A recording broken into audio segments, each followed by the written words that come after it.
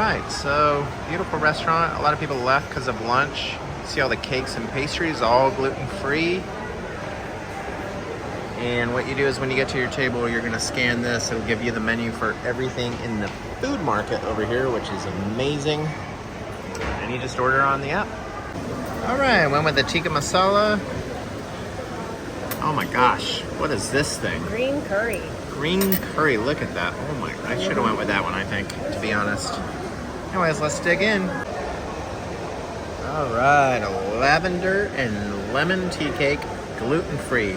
One of the main reasons we chose this, there is a ton of gluten-free options. So if you're stuck looking, there's a lot of restaurants. You gotta be careful in Dubai.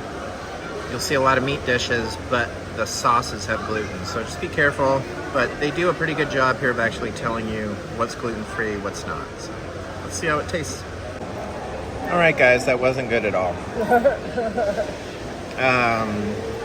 Curry was really good, different tikka sauce. I don't know about Nicole's, how was yours? It was good. It's just very, very healthy, so it's very light.